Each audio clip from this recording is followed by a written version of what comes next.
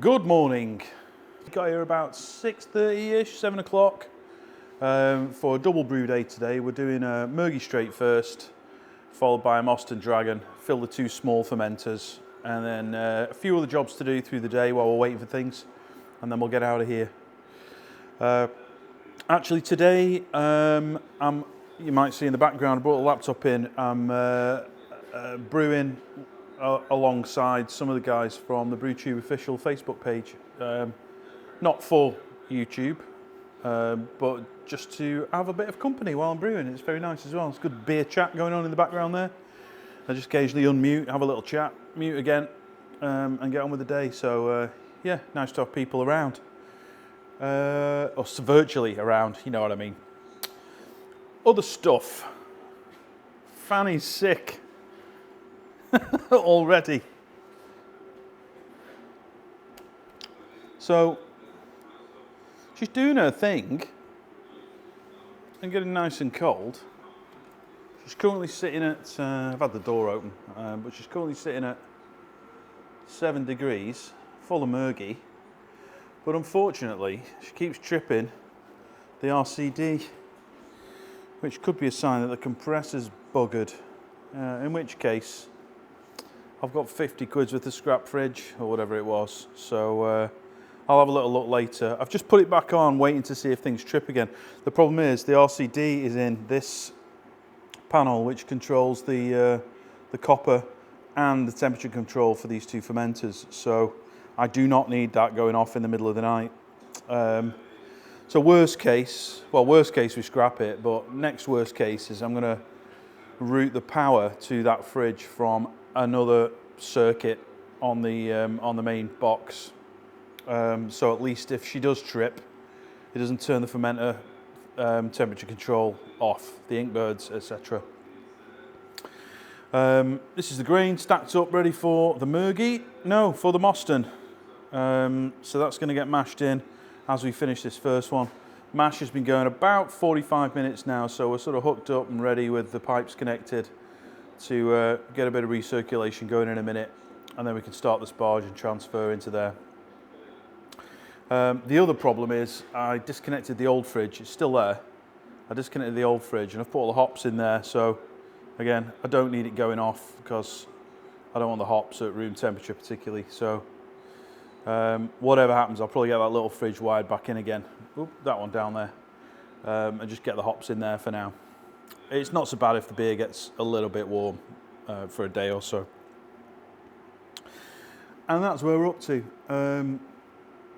Grain's still there, casks are still there, but Brian is on the move, so we should have a little bit of space soon. Right, transferred the first one and we're coming up to the boil. I was really hoping for a nice simple day, and always something comes to get me. If it's not that fridge, which is still on fortunately, if it's not that fridge, it's the pump, which decided to seize. I didn't film it because I was right at the end of the mash and I needed to get it transferred, and it just jammed. Took it off, disassembled it in the sink, no obvious mechanical jam to it.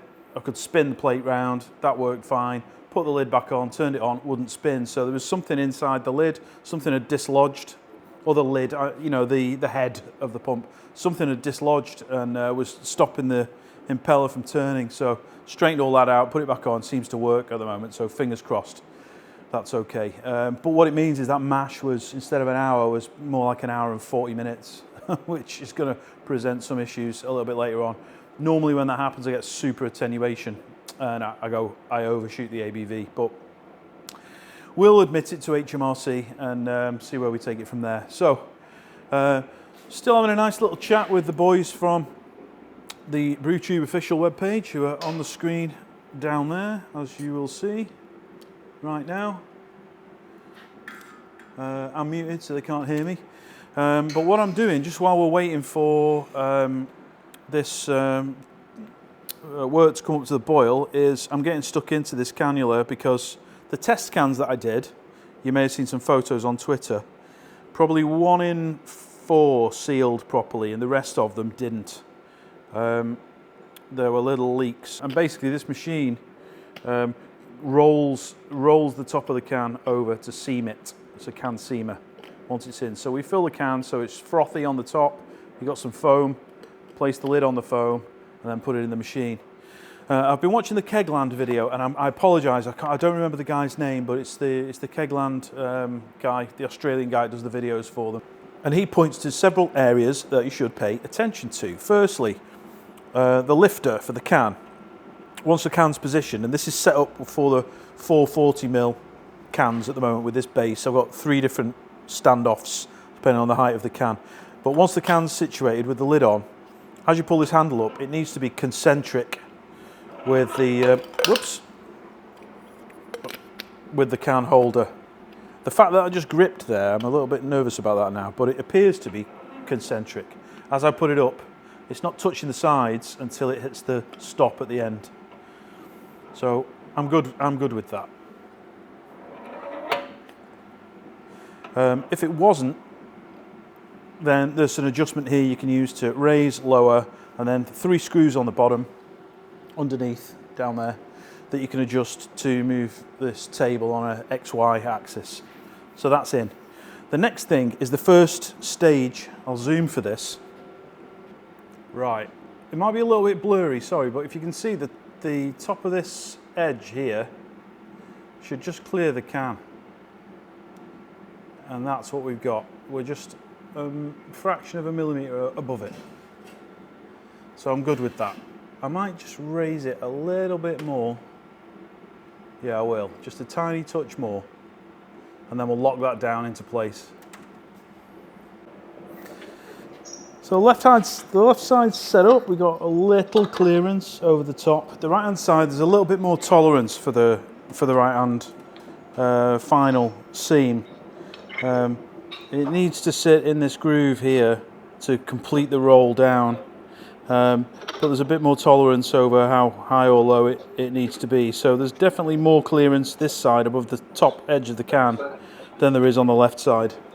And I'm pretty sure we're ready to go with that. So let's do one. So do the first seam. So we push away for about a second. And then we pull back for about a second and drop the can off. And then what I'm going to do is stick it in a bucket of water and see if I can get any bubbles out of it.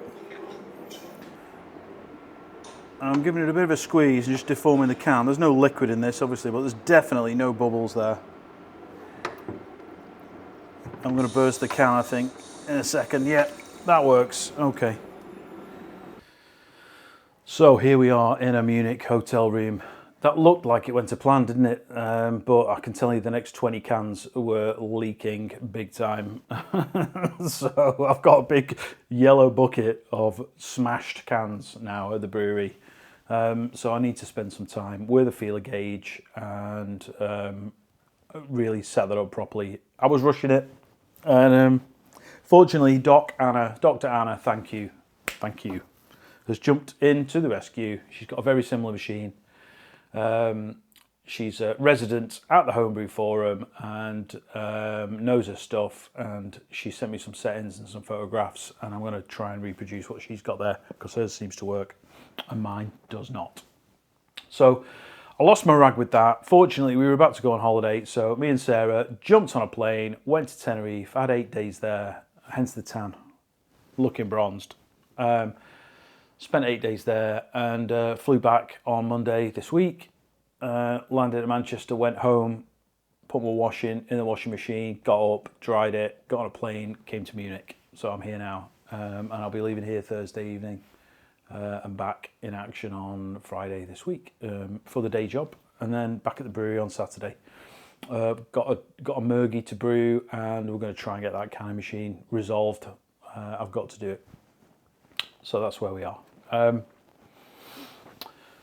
Other news, let me rewind. When I first embarked on this ridiculous adventure, we got this gear gifted to us, really, honestly, wasn't it? And even so, I'm a realist. So unless we had potential customers lined up. I was not about to start spending my own money, you know, on some sort of pointless journey. So we spent some time looking at local bars and pubs, and we found a couple of exceptional beer places near to where we live. And I went to have a chat with them. One was the Beer Emporium in Sandbach, and the other was the King's Lock in Middlewich. And if you're from around these parts, well, not these parts because I'm in Munich, but if you're from around that way, you'll know these places. They've got, you know, attention to detail and an eye for quality. So I wanted to talk to them about what we wanted to do. And I told them the story. I went into the Beer Emporium and I spoke with Liam. And you've seen Liam in a few videos that I've done over the last year or so. And I told Liam the story, and he was all in. You know, I told him what we were trying to do, the idea behind the business, what we were trying to achieve, and he committed there and then. We will buy your beer. Make it. We'll buy it. And I went to the King's Lock, and I sat with Jack and Martin there, and I told them the story. They gave me some input, steered me away from certain styles that I was thinking about. They know their stuff, but equally they were in 100%. We'll buy your beer, and they have both, and I'm forever in their debt, honestly. Both of those establishments, I will never forget. Before we went away, I was talking to Della at the Beer Emporium, because I'd not heard from Liam for a few days. I'd sent him a few texts and not got a reply back, which isn't unusual for Liam. It's like throwing him into a black hole. Anyway, I'd not had a reply back to a couple of things, and I spoke to Della, and she told me he was sick, and I didn't know. There'd been a bit of a lurgy with a couple of people at the Beer Emporium, but Liam was not well at all, and the doctor had sent him to the hospital. They'd kept him in, and he was in a little bit of trouble. So, you know, young guy, fit and healthy, and I went on my holiday thinking, yeah, he'll be fine when I get back. He'll be fine, and he didn't make it. And I had a message on first thing on Saturday morning to say that he died. I couldn't believe it.